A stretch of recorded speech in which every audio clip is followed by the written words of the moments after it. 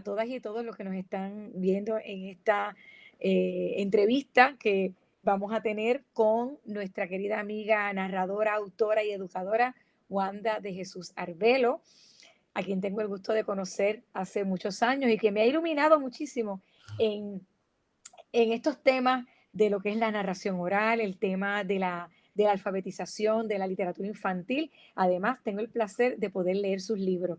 Y yo creo que leer los libros de Wanda, uno también lee el corazón y lee esa mente maravillosa y prodigiosa que tienen las autoras y los autores de literatura infantil y juvenil. Celebrando el 20M o el Día Mundial de la Narración Oral, pues hoy tengo conmigo a Wanda y es un honor poder compartir con ella, que nos hable de sus experiencias como autora, como educadora y como narradora. Y vamos a comenzar con las historias que ella nos tiene que contar sobre ella como narradora, contextualizándolo a este evento de narración que lleva muchos años celebrándose en Puerto Rico gracias a Tere Marichal, que es una de nuestras principales narradoras orales en el país, y que la Universidad de Puerto Rico, la Facultad de Educación, hace apenas 6 años, pues ha comenzado con esta tradición. Y en este contexto es el que estamos nosotras aquí para dialogar con ustedes. Mi nombre es Nelly Zambrana, para los que no me conocen. Coordino el proyecto Inducción al Magisterio, es el proyecto pues que ha estado trabajando con esta iniciativa, que también ha sido una influencia precisamente de nuestras narradoras y de nuestras autoras y profesoras de la Facultad de Educación, como Wanda, como Aura González, entre otras. Wanda, ¿cómo estás?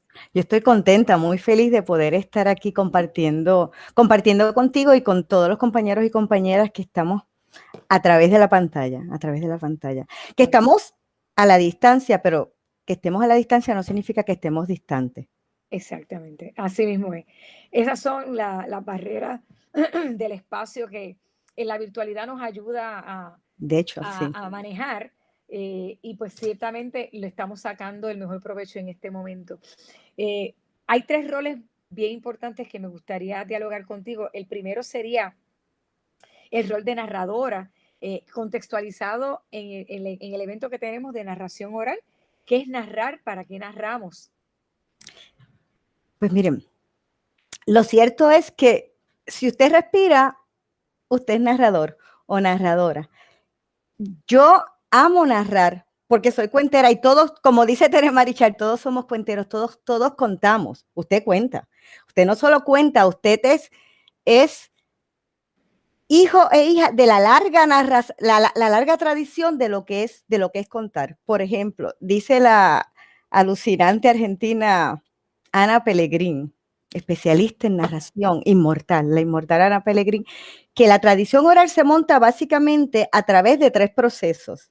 Cuando usted cuenta, usted lo sabe, no importa lo que usted cuente, usted le añade un poquito, uno siempre le añade porque uno quiere como aderezar, usted le quita un poquito y hay cosas que sin necesariamente quitar o añadir, usted va cambiando. Sin embargo, ella habla que es este juego permanente de cambio y valga la redundancia de permanencia. Por ejemplo, cuando usted cuenta algo que sucedió, cuando usted llega a su casa y cuenta algo que sucedió, usted hace eso, pero tiene que verse. Por lo tanto, usted le cambia un poquito, pero lo que es importante queda. Todos nosotros contamos lo que vimos, contamos lo que pensamos, contamos lo que vivimos y todos lo contamos desde nuestra perspectiva. Mi papá era que en paz descanse, era un narrador maravilloso.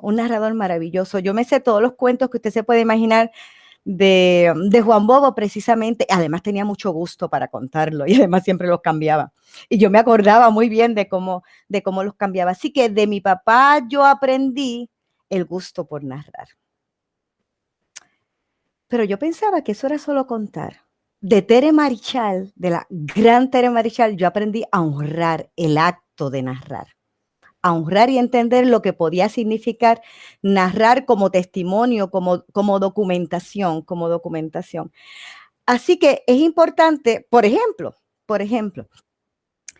mire, ahora que estamos en esta distancia, y le voy a decir una cosa, la tecnología no deshumaniza. Los únicos que tenemos la capacidad para humanizar o deshumanizar somos los seres humanos.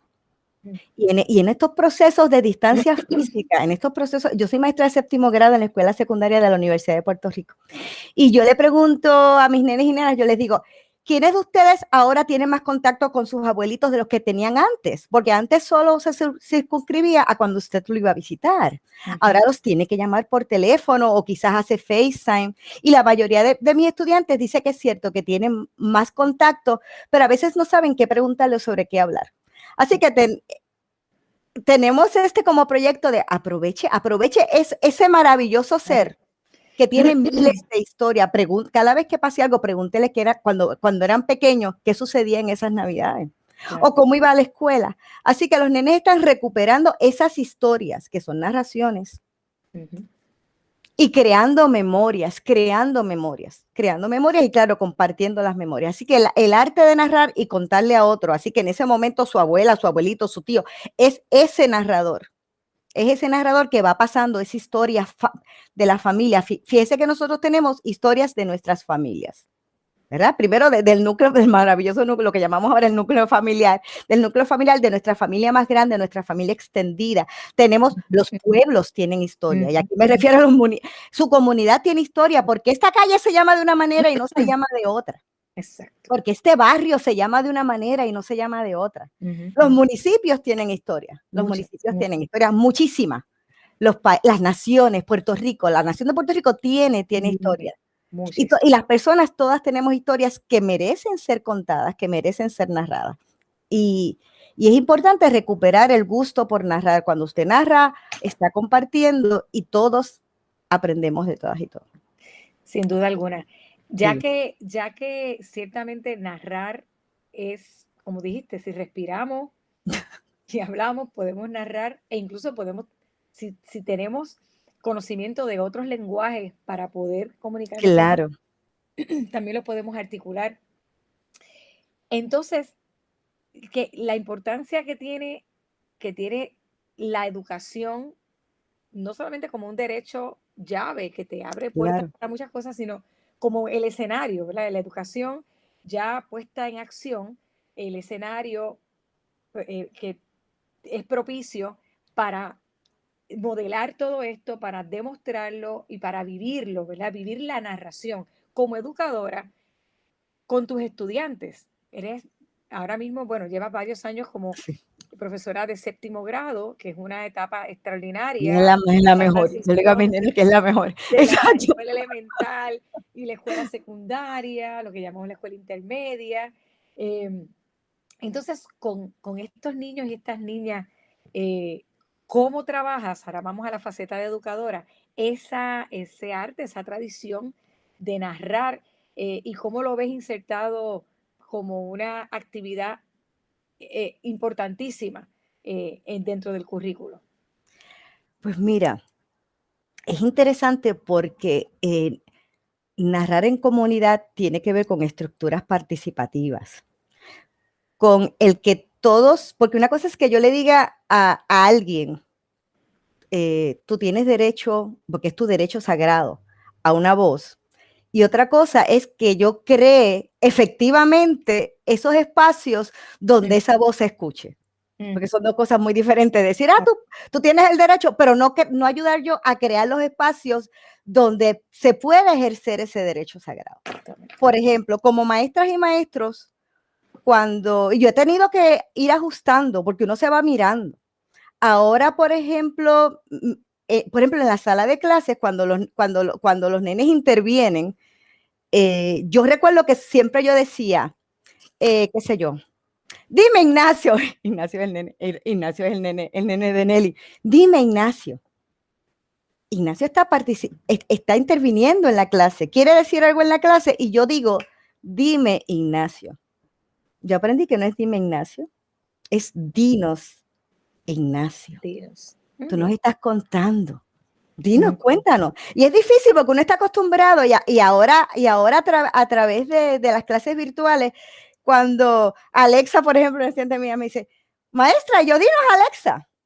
Pero ese detalle que parecería sí, poquito e sí, ínfimo. sí, Es sí. decir, Es una no sé, invitación, es una es invitación muy como si nos distinta. es muy distinta. Es una invitación y desde el punto de vista, tú como maestra, ellos estudiantes, en esta estructura de poder, es el Claro, permiso, es dinos, es diros, compártenos. es diros. No De es hecho, dime a mí que yo soy la estructura sí. de poder, no, compártenos y ya, ciertamente la Y atmósfera cambia. y fíjate que inclusive incluso la noción de decir es el permiso, no es la animación, La animación. es la animación a decir.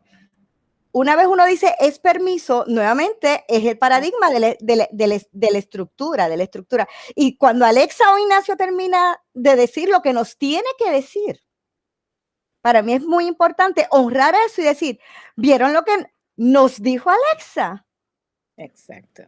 Sí, remitirnos al colectivo. Al Y colectivo, porque somos un colectivo. ahí está el cuento, ahí está como lo que Porque yo la, digo sí, es la para voz, que es todos, un derecho, hay que ejercerlo. hay que Así ejercer. que como nosotros como maestros y maestras, como nosotros como maestros y maestras, creamos las estructuras, apoyamos y creamos las estructuras y los espacios para que ese derecho a decir la voz se ejerza. Por ejemplo, ahora mismo en la sala de clase. En nuestra sala de clase yo tengo, como decimos nosotros, yo tengo explotado el chat.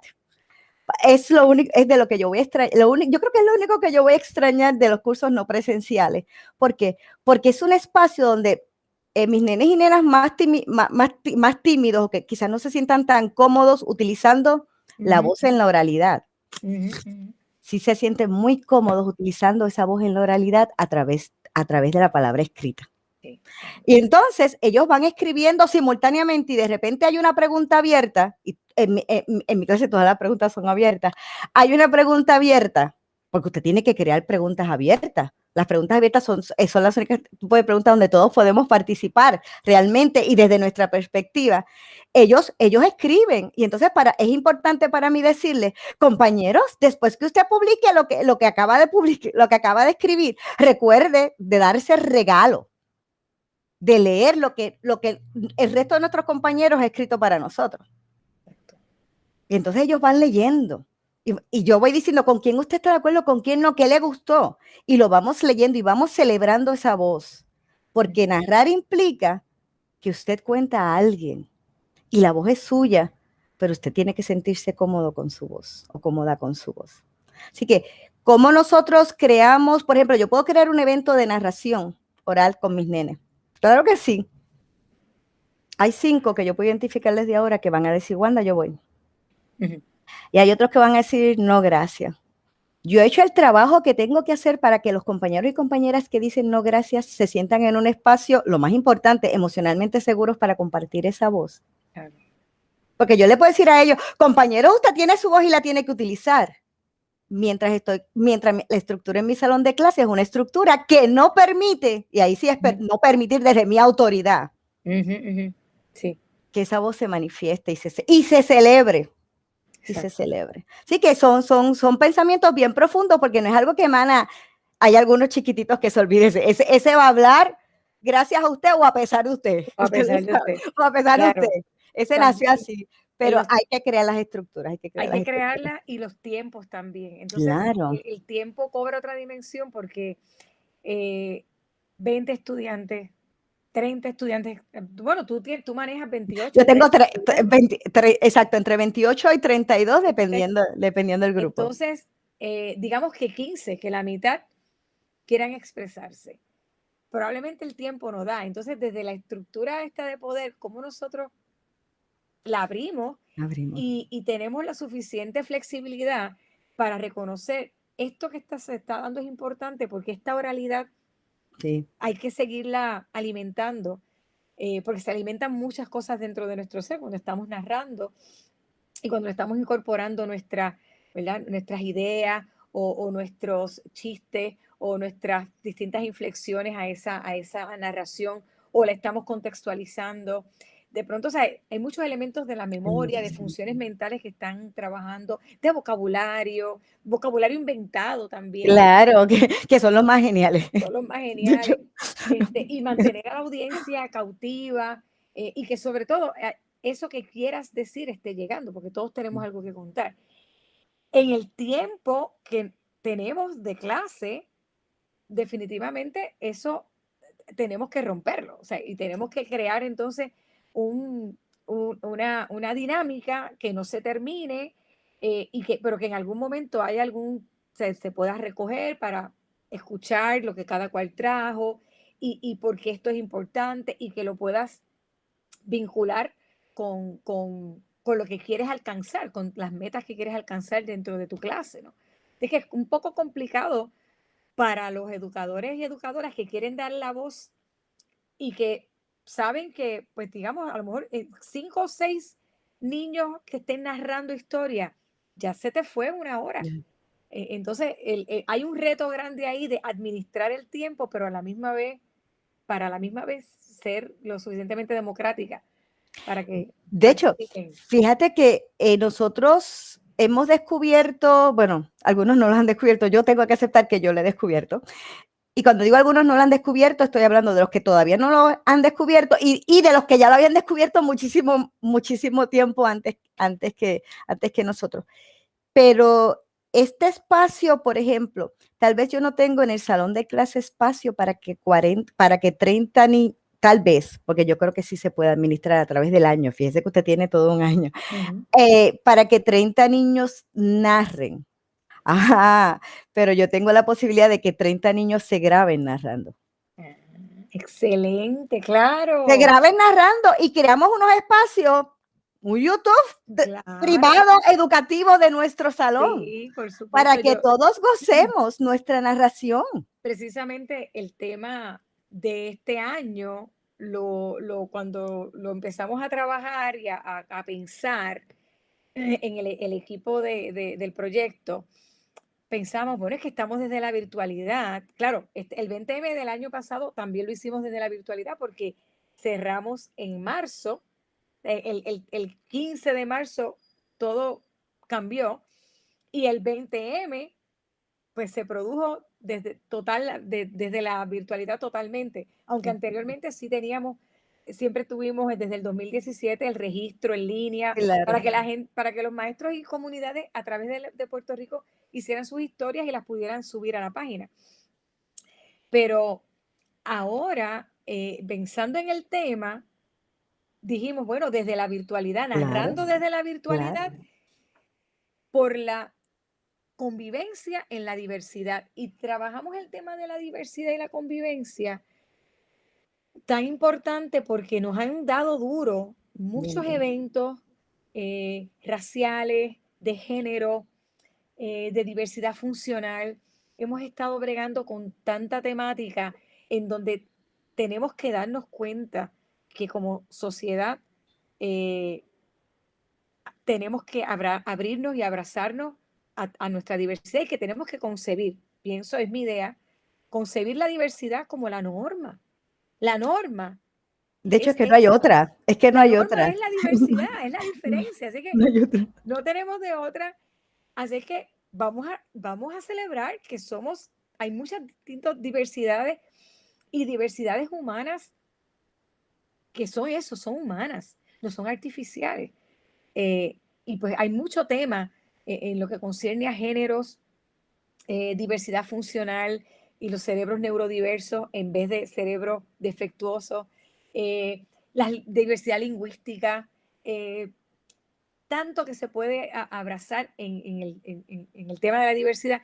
Y dijimos, es un buen tema porque realmente hemos estado pregando desde el año pasado para acá con mucha problemática social y humana que narrar las historias nuestras Claro. de todo tipo, incluso aquellas que nos ayudan a consolidarnos como seres que convivimos y que hacemos el esfuerzo por convivir unos con otros y unas con otras, pues merece celebrarse. Y ese es el tema grande, narrando desde la virtualidad por la convivencia en la diversidad.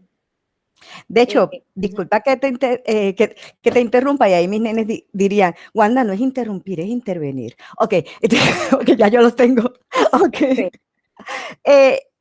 Ahora, es que cuando dices diversidad, fíjense que una de las herramientas más poderosas en apoyo a esa celebración de la diversidad es asegurarnos de acabar con con lo que se ha hecho en el intento de invisibilizar esa diversidad. Exacto. Y entonces, en ese sentido, el narrar, el contar las historias de esos grupos, de esos espacios, de esos pensamientos, de esos sentires que han sido invisibilizados, y usted puede invisibilizar de dos maneras. Usted puede invisibilizar en términos de sencillamente de eso no se habla. Exacto. O usted puede invisibilizar cuando invalida, cuando degrada, cuando hace sentir que algo es menos en oposición a otro. Así que narrar las historias es poderoso. De hecho, volviendo nuevamente a Tere Marichal, yo conocí, bueno, y a Julia, yo conocí todas esas historias poderosas de Compay Araña. ¿Y cómo llegaron a nosotros? ¿Cómo llegaron a nosotros? A través de Tere Marichal, claro, que es una estudiosa impecable de esas historias, Y esa es mi historia. Usted sabe, es que es mi historia. Aunque fenotípicamente, que significa cómo parecería yo ser. Exacto. Como así, como en esta mezcla quedó el tonito de mi piel. Aunque fenotípicamente, yo podría decir, y tendría que decir, porque hombre, es color, que soy blanca. Yo sé dónde soy genotípicamente, o si no, yo les puedo traer todas las fotos de mis abuelas. Mira, desde este color. Y claro, esa es mi historia. Y a mí nadie me puede quitar esa mi historia. Claro. Esa es mi historia. De hecho, para bien o para mal, cualquier cosa de este país es mi historia. También. Y eso a mí nadie me lo va a quitar. Las cosas terribles que han pasado aquí es mi historia, yo las tengo que conocer. Y las buenas también. Esa es mi historia. Y yo tengo el derecho sagrado a esa historia. Y a esa historia, por ejemplo, a esas narraciones orales, a esas maravillas, a Tere. Esa visibilidad. Sí. A Tere Marichal. Y yo se lo agradezco aquí y donde sea. Y de hecho, no solo yo, mis nenes ahora lo conocen.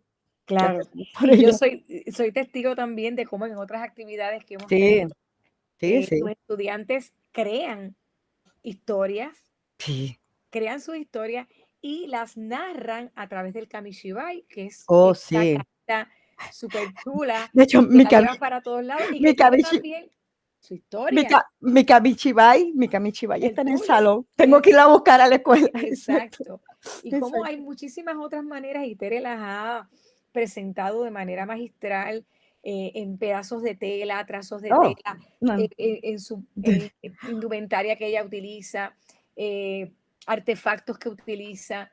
Y de hecho, parte también de esa animación, de esa de impartirle esa vida a lo que estás narrando, es precisamente adueñarte y apropiarte de artefactos y de hacerlos tuyos. Igual pueden ser marionetas, igual pueden ser textos que narramos. Y ahora vamos a, ¿verdad? A llegar a tu otro rol, el rol de autora, de escritora y generadora de literatura infantil, que no es nada fácil.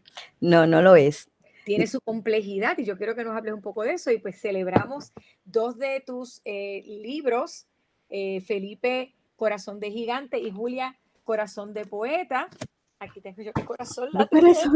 Sí, y por aquí tengo, y por aquí tengo a Clemente Corazón, a Clemente Corazón de Pueblo. Corazón de Pueblo.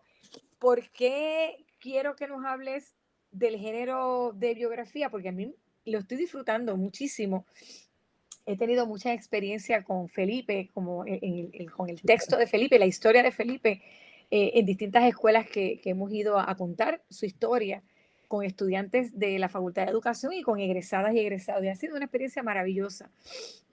Y ahora, hablando contigo como autora, es como que una experiencia súper tremenda, que nos hables de cómo haces, cómo una autora y autor se mete en la vida de alguien, elabora esos trazos de vivencia, eliges, seleccionas y entonces creas la literatura, porque son muchos, es una labor titánica y queremos escucharte sobre eso y estas historias maravillosas de 3 seres humanos, 3 puertorriqueños espectaculares con unas diversidades también maravillosas. Maravillosa.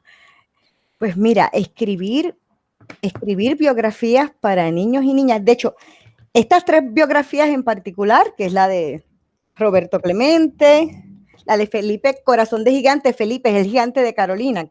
Gigante de Carolina, Felipe Virriel, y tenemos a Julia de Burgos. Es parte de un proyecto maravilloso y un proyecto de mucha responsabilidad social del municipio de Carolina, que me hizo el acercamiento porque entendía que era importante que sus niños y niñas conocieran su historia, porque lo que, como hablamos anteriormente, la historia de Felipe es nuestra historia, la historia de Roberto Clemente es nuestra historia, la historia es nuestra historia en tanto que es parte de nuestra historia. Exacto, como pueblo. Hombre, de la misma manera que aunque Malala es niña y ya yo no soy una niña, y Malala nació en Pakistán y yo nací en Puerto Rico, la historia de Malala también es mi historia.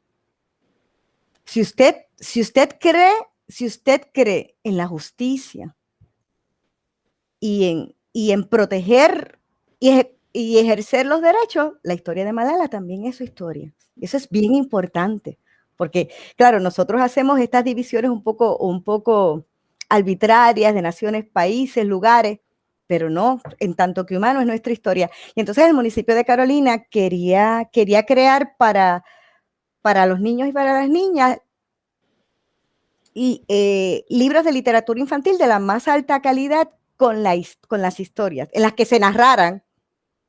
Hablando de la narración, fíjense que estamos celebrando el Día de la Narración Oral, que es una maravilla. Esta es una narración en un texto que es escrito, pero que de todas maneras, aunque usted es el texto escrito, en tanto que usted se lo lea a alguien, usted está narrando. Usted está narrando. Pues mira, lo cierto es que la biografía lo tienes que hacer con mucha responsabilidad. La biografía narrativa es, mira qué interesante, tiene que tener toda la veracidad del mundo, así que tiene que mediar una investigación. O sea, Roberto Clemente existió. Yo no me puedo inventar cosas sobre Roberto Clemente. Julia de Burgos existió. Yo no me puedo inventar cosas sobre Julia de Burgos. Felipe Virriel. Así que hay una investigación y una investigación muy rigurosa, muy rigurosa.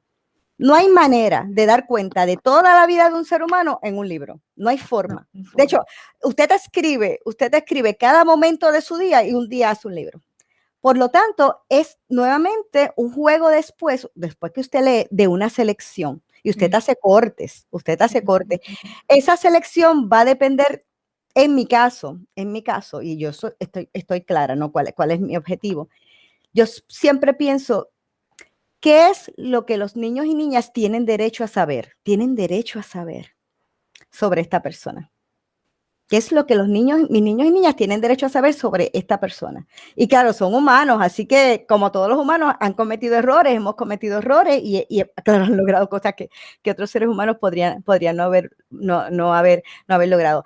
Así que después que tú sacas cuáles son esos momentos que tú quieres resaltar, entonces empieza la escritura y ahí sí.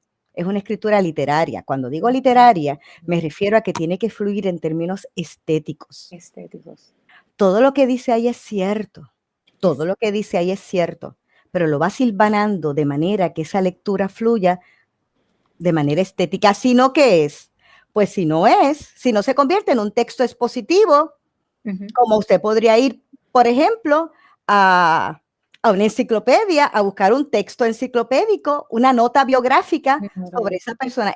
Esto es de hecho, si usted busca en el diccionario de la Real Academia Española, bajo biografía, el término biografía, la tercera acepción, el tercer significado dice género literario. Y usted se puede acercar a la biografía como género literario o se puede acercar a la biografía como un texto expositivo e informativo. En este caso es un género literario. El género literario, que uno siempre piensa muy atado a la ficción, que lo es, aquí no se refiere en tanto que ficción, aquí se refiere en tanto que cómo tú utilizas el lenguaje de manera estética para que ese texto fluya. De hecho, cualquier momento en cada uno de los detalles o eventos que está puesto ahí, incluso si está escrito de manera literaria, por decirlo de alguna forma, tú me preguntas, yo te puedo decir exactamente de qué libro, porque claro, hay una biografía extensa y hay biografías que podrían no coincidir, así que usted tiene que hacer la triangulación para asegurarse del dato. Así que, pero sí, finalmente es un retrato de lo que tú eres, porque en última instancia, qué tú escoges y cómo tú le escribes da cuenta de tu visión de mundo y eso. Definitivamente, porque de Julia se ha escrito tanto, pero este texto de Julia es la Julia que todos y todas tenemos que conocer. Claro.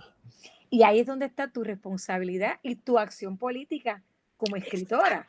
Y la educación siempre es un acto político. Y la educación siempre es un acto político e intencionado.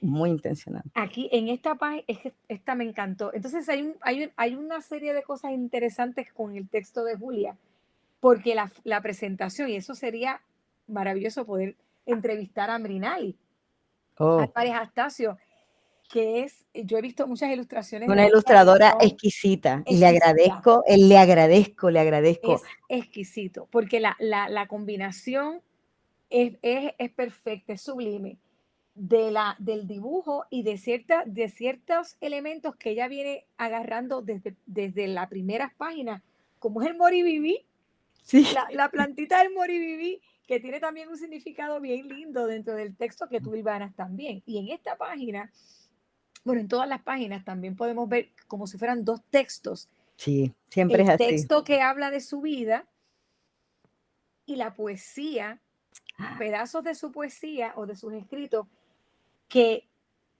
se presentan en el texto como un fluir, como unas notas, yo digo a veces notas musicales, notas poéticas, y te ponen en contexto y lo puedes leer el texto y puedes leer esas notas de la poesía, porque te vas dando cuenta que es la poesía. Dice, ya no somos esclavos, anunciamos el grito presente, somos puños cerrados. Y está precisamente en la parte en que tú hablas de Julia y dices, con su pasión por la lectura, Julia comienza a leer y lee a Neruda, a Lorca, a Nietzsche, a Kant. Con su interés por el conocimiento, Julia comienza a conocer y conoce a Corretger, a Albizu, a Llorens, a Cadilla, a Palés. ¿No? Entonces, sigues hilvanando cómo va creciendo en Julia esa independencia de criterio, esa forma de pensar muy de ella, alimentada obviamente por todas sus experiencias en la lectura y por sus experiencias de vida. Y al final dices, de su ver y su pensar nace su poesía revolucionaria. Que lo primero que leímos, que es esa poesía que la ilustradora la trae es que la trae como si fuera un soplo de viento, que dice, por aquí me cuelo, la poesía se cuela, y entonces dice, ya no somos esclavos, anunciemos el grito presente, somos puños cerrados. Articula perfectamente con el texto, o sea que esto, la verdad que estudiar la composición del texto y las ilustraciones es tema de seminario. Y de hecho, esa composición, ese cómo poner ese verso particular de Julia, se lo debemos al compañero de Virinalia, Víctor, que es el que hace esta diagramación tan exquisita, porque tienes que tener una sensibilidad especial. Tienes que tener una sensibilidad especial para montarlo. Yo entrego un texto, y Mirinali y Víctor, su compañero, ponen el suyo. Claro. Ponen el suyo, ponen el suyo, que es el visual. Entonces son muchas lecturas. Pero si ese es un libro que me dio mucha alegría, y lo asumí con mucha responsabilidad, porque hay una parte de Julia que no siempre es conocida. Claro. Hay una parte de Julia que no siempre es conocida, o por lo menos parecería que no todo el mundo ha tenido el acceso a esa Julia, a esa Julia con una claridad. Con una claridad. Con una claridad con Única. respecto a su visión de mundo. Así Única. es. Y eso es bien importante. Ahora te voy a decir una cosa. Para mí cada libro es un regalo. Y es un regalo porque me obliga a sumergirme en una investigación maravillosa, y luego viene pues el dolor de tener que decir qué pongo, qué no pongo, qué cabe, qué no cabe, que es bastante martirizante. Pero, ¿Y cómo lo dejo? ¿Cómo lo ¿y, dejas y cómo lo para dejo? cerrar? Porque hay que terminar el proyecto. Hay que terminar el proyecto. A mí se me da muy difícil eso de terminar los proyectos, precisamente por eso. Es uno de mis, Sí, o sea, porque cerrar un escrito es bien hurgar, difícil para mí. hurgar, hurgar, hurgar Y y negociar contigo, y- negociar con otra gente es lo más fácil del mundo. y es Negociar con con uno, uno, es cierto. Me imagino que la horrible. experiencia con Felipe también, dado que tiene unos elementos en su historia que pocos conocen, Muy pocos que pocos conocen. conocíamos. Esa historia con el médico y esa máquina de radioterapia que se tardó 9 años en llegar a Puerto Rico, y que cuando llega y él la utiliza, eh, empieza a ayudar a que ese crecimiento vertiginoso y un poco desordenado que él sufría en su condición, pues siguiera, ¿verdad? Afectando su salud y su calidad de vida.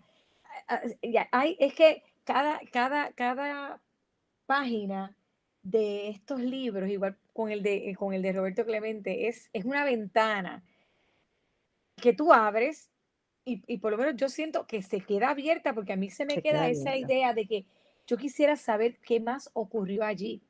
Porque claro, tú nos presentas, pues mira, aquí está su médico, o aquí está su mamá, o aquí está cuando él estaba trabajando en la tierra, y cuando sigue creciendo y sus manos crecen, entonces se le hace difícil la agricultura, entonces trabaja con caballos, y uno dice, es que es una invitación a saber más. Y yo creo que eso que dejas en tus libros es formidable para las educadoras y los educadores, porque Y de, dejas ese deseo de seguir hurgando y de seguir trabajando la historia y obviamente que la podamos hacer nuestra y que sea tema de conversación con nuestros amigos y con nuestros familiares para poder perpetuar esa vida, pues definitivamente es un compromiso. y de hecho, en cada uno de esos 3 libros hay, como tú me decías antes cuando estábamos conversando, antes de comenzar esta grabación, hay una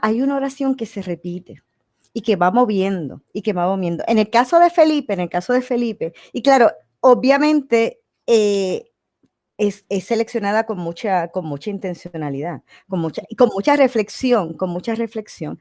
Y en el caso de Felipe, cada vez que Felipe enfrenta algo,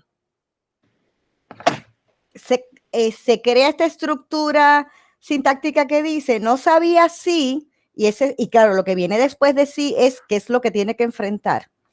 Por ejemplo, no sabía si iba a atreverse a viajar tanto y a montarse en un avión, o no sabía si iba a poder hacer otras cosas cuando su crecimiento parecería impedirle algo. No sabía, pero siempre termina diciendo, por ejemplo, Felipe, lo que tú dijiste ahora, con sus grandes manos y pequeñas herramientas, Felipe no sabía si iba a poder seguir trabajando, y siempre termina, pero sí sabía que lo iba a Que lo iba intentar. a intentar. Sí Así es. sabía que lo iba a intentar. Y entonces, en ese sí sabía que lo iba a intentar. En ese no sabía sí, pero sí sabía que lo iba a intentar. Yo dejo mi visión de mundo. Totalmente. Porque no es así. A mí no me importa si tú lo logras. A mí, a Wanda de Jesús Arbelo no le importa. Digo, qué alegría si lo puedes lograr. Lo importante es que tú lo intentes. Porque el problema es que, y esa es mi visión de mundo, si tú pones el valor en lo que logras y no el valor en lo que intentas, estás obviando el camino. Claro. Y el camino siempre es lo importante. Significa que si alguien trató y no lo logró, estás invisibilizando ese esfuerzo, que es lo que nos hace ser humanos. Claro. Y no se puede invisibilizar ese esfuerzo. Lo importante es, lo logró. Es como decir, un estudiante que después de estudiar mucho no saca la mejor nota o lo que se valora como la mejor nota. Tú invisibilizas todo eso. Piensa un estudiante que saca D. Un estudiante que saca D significa que por lo menos se sabe el 60%. Claro. Que por lo menos, y uno invisibiliza. Así que mire cómo uno tiene que trabajar las estructuras. No solo eso, ¿cuántos de nosotros teníamos una memoria gratuita, ¿no? Que ahí nos llegó porque usted nació así, como no tiene cosas, hay cosas que tiene. Sí. Y sin estudiar usted sacaba A. Y usted tenía una amiga maravillosa que llevaba 3 semanas haciendo un dichoso bosquejo, 2 memorizándose y sacaba C. Y usted me quiere decir a mí que usted es superior a ella, que sacó C cuando dejó vida, sudor y sangre 3 semanas. Los maestros nos tenemos que replantear muchas cosas, muchas cosas, muchas cosas. Y yo tengo la oportunidad de tener esos libros de... Claro. Ciertamente, precisamente él sí sabía que lo iba a intentar, es también un llamado a poder hurgar en esa historia. O sea, Claro. ¿qué esfuerzo hiciste Sí.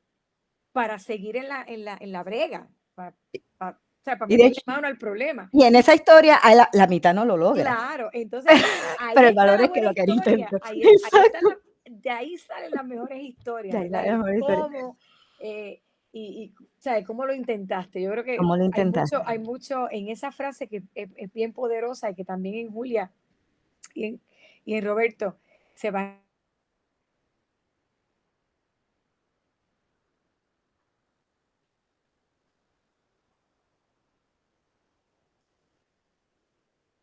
repitiendo, es al esfuerzo, al logro, porque también fueron personas que tuvieron unos logros extraordinarios a pesar de A pesar de... muchas barreras en la sociedad, muchos prejuicios, ignorancia, desconocimiento.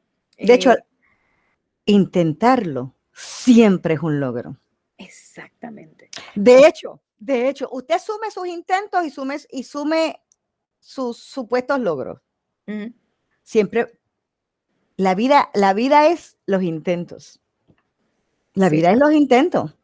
Porque el intentarlo es el logro. Es el logro. Es el intentarlo, que es el camino, es Es el el camino. logro. Si Yo creo usted que no valora el intentarlo, sí, está deshonrando su trabajo, no está claro que sí. honrando su vida, no está Así que honrando su vida. para Y hay que honrarlo. precisamente estimular, enamorar Claro. a nuestras niñas y niños, niñes, maestras, educadores, padres, familia, líderes de la comunidad, a que sigan intentando, ¿verdad? Recoger historia, honrar lo que es la narración, Honrar. y de hecho, en el intento que puede comenzar con una buena lectura, te voy a contar parte de este cuento, Claro. o que compartas una lectura narrada donde en parte leo y en parte reflexiono y te pregunto, a ser un narrador, una narradora ya con esta fluidez, que es bien importante en nuestros tiempos, Claro. porque la oralidad eh, es tan importante, da tanto poder, porque pues no necesitas unos medios particulares. Claro, en este asunto de la virtualidad, pues sí, una plataforma, pero sin ella podemos seguir contando y podemos impactar a otros y a otras. Me hace mucho sentido que la oralidad y la narración oral Claro. se mantenga como un instrumento en nuestras escuelas, en nuestros escenarios comunitarios, porque nos hace falta seguir contando las historias, darle visibilidad a lo que somos, a lo que fuimos, a todos esos intentos, y sobre todo con este tema de la diversidad, más aún, de nosotros tiene que emanar ese conocimiento colectivo y orgánico de que somos somos diversidad y podemos y queremos De hecho, convivir con estas piensa, diferencias. hablando de diversidad, piensa un proyecto donde usted se asegure de crear un inventario, una biblioteca, por así decirlo, de buenas historias, de lo que usted puede identificar que son buenas historias, y estamos hablando desde todo, historia, desde la historia más ancestral, desde los maravillosos mitos de las diferentes cosmovisiones, ¿no? que hemos heredado, sean nuestros o sean de otros espacios geográficos, que también son nuestros, ya quedamos claros, hasta las historias de vida de nuestros familiares. Y que sean los estudiantes quienes escojan entre esos o entre otros que ellos puedan encontrar, ellas, puedan encontrar un proyecto que diga, te cuento lo que yo quiero contar. O sea, que ellos quieren, y estoy pensando, Tere tiene uno que sé, de hecho, Tere tiene un programa que se llama Te cuento lo que leí. ¿Qué tú quieres contar? Lo que no es opcional es no contar. Exacto. Tú vas a contar y tienes el derecho sagrado a escoger lo que quieres contar. Lo que no es opcional es no contar. Claro. No contar. Lo que no es opcional es no descubrir tu voz y ejercer tu voz y celebrar tu voz, porque tú tienes, ahora usted no le puede decir a un estudiante, tú tienes el derecho sagrado. O sea, lo que no puede pasar, por ejemplo, es que estemos tanto tiempo sin querer, limitando las oportunidades que tienen nuestros estudiantes para ejercer su voz, y luego cuando se gradúan decir, pero porque ellos no hablan, no dicen. Eso es importante, implica importante que nosotras descubramos la nuestra. Claro, y dar los espacios, como tú dices, tenemos que reconocer en las estructuras de poder, tanto en las casas, comunidades, en las escuelas, dónde es que están las barreras que a veces son muy invisibles, y a veces uno mismo no se da cuenta. Las tenemos imbuidas nosotras, así que nosotros tenemos que encontrar nuestra propia voz. Exacto. Sentirnos cómodos con esa voz, para entonces apoyar ese proceso de que nuestros estudiantes, nuestros hijos e hijas, todo el mundo, y en la narración, y todos contamos, todos vivimos del cuento. Yo le digo a los nenes, ¿quién alguna vez ha utilizado un cuento para zafarse de algo que tenía que hacer y no? Diego, usted lo puede llamar excusa, pero es un buen cuento. Es un buen cuento. Es un buen cuento. Yo tengo algunos que son, de hecho, yo tengo un estudiante que ahora está en 8º grado, que se llama Ignacio, que es el hijo de esa que está ahí. Mira, los cuentos, sí. El cuentero. Él es buen cuentero. Él es un buen cuentero. Él es una maravilla. Además, tiene buena imaginación y tiene una capacidad para una verosimilitud. Es decir, que parezca verdad. Que parezca verdad. Ciertamente, tiene ese talento. Un talento maravilloso. Pues precisamente pues estos espacios que creamos para celebrar la narración oral, el 20M, como internacionalmente se le llama, hemos creado unas estructuras desde hace un tiempo, donde hay una página de Facebook, y esa página también puedes acceder a un enlace con el que te registras, así que están todas y todos invitados a registrarse, a decir de dónde son, qué van a contar, qué van a narrar, la forma en que lo quieren hacer, y eso nos los envían, nosotros lo subimos a la página y lo vamos a ir programando durante el sábado 20 de marzo, todo el día, cada hora vamos a estar cambiando las programaciones, o las vamos sumando, y mis estudiantes universitarios también van a hacer sus historias y tienen hasta final de mes. Vamos a estar celebrando desde el 20 hasta que acabe el mes de marzo, la narración oral, con distintas, ¿verdad? ¿Cómo le llamamos?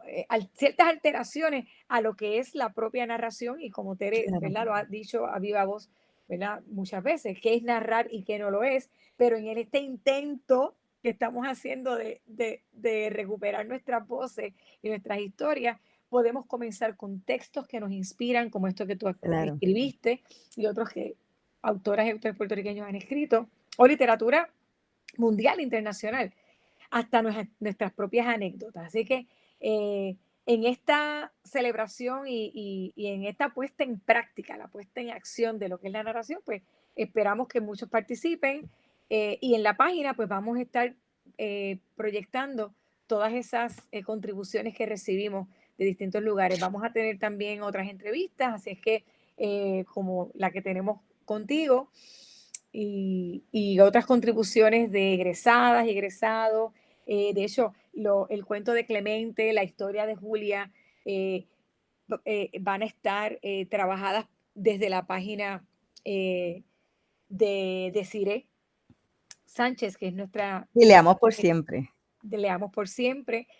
También tenemos al compañero Eduardo Lugo, que coordina Impacto Juventud y Chica Impacto. En Mayagüez, sí. En Mayagüez, y también se une a este evento y otras egresadas y egresados que siempre nos acompañan. Así que bueno.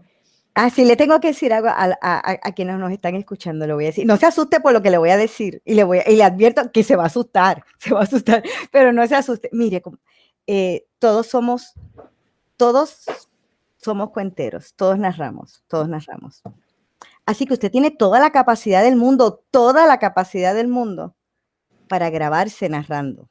Ahora, como yo le digo a mis chiquitos también, cuando usted lo hace en el colectivo, usted lo tiene que hacer con mucha atención al detalle. Esta es la parte que lo puede asustar. No se asuste, pero asegúrese de hacer su mejor trabajo posible, porque lo está compartiendo. Y hay compañeros y compañeras que van a usar su tiempo para verlo usted. Así que honre su trabajo. ¿Cómo uno honra su trabajo?